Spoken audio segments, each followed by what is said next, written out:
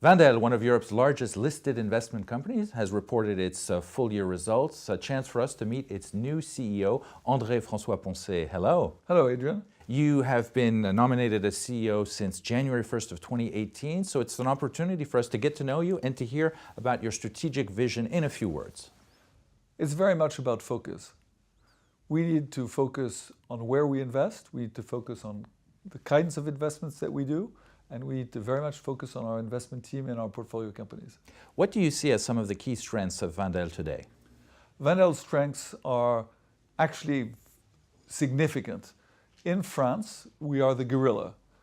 We have a finger in every pie. We have an incredible network of contacts.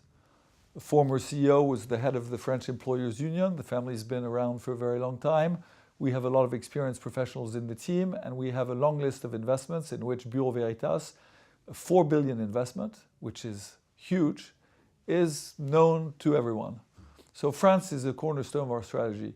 Europe, we have a network of family relationships around most major countries. We also have a lot of personal relationships. In North America, we have a solid presence. In Africa, we're one of the only players to have a presence, and in Asia, we are able to help portfolio companies develop. So those are really, it's really about focusing on these particular characteristics. In a private equity market which is highly competitive and in which sometimes prices are high, I would imagine that Vanda has some particular competitive advantages, including financially. Yes, well, first and foremost, we're long-term. And we can afford, we're never a forced seller, we're never a forced buyer, and we can be with entrepreneurs for the long run. Secondly, we have a balance sheet. We have an 11 billion euro balance sheet, which allows us to buy companies, perhaps syndicate if we need to, syndicate the debt. We have an investment grade.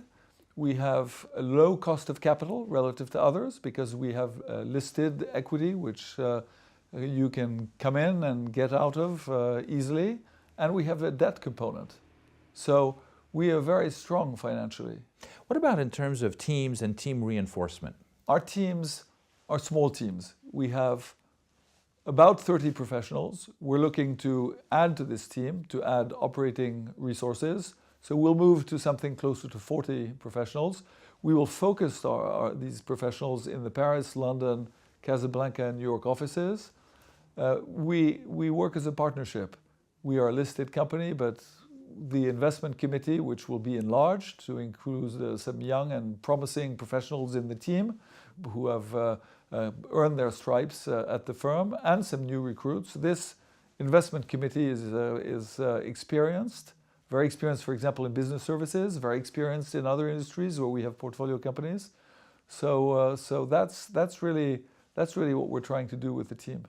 In terms of team reinforcement, the buzzword in the private equity world right now is operating partners to help companies in the portfolio perform. I'm assuming you also have a strategy around that? Yes, we are looking to add people who have, individuals who have this expertise. We already have some and are already involved, but we need more. And we probably need to also find some additional skills, people who understand digital, as an example. And I should add another dimension, which we all care very much about, which is corporate social responsibility. Some people view it as a constraint. We think it's a competitive advantage. Some of our companies market their services and products based on this, such as Stahl as an example. So all of this is part and parcel of the types of people and the types of interests that we look that they have. And finally, do you have a message about return to shareholders? Yeah. Shareholders, it goes without saying, are very dear to our heart. We have different types of shareholders. We have individual shareholders, we have the family, which is very central to us, and we have the institutional investors. Some investors care very much about a dividend, and we fully intend to offer a nice and growing dividend. And some others focus on the growth of net asset value.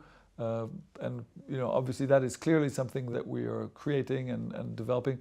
To complement what we do, we will continue buying back shares over time in a measured and regular way.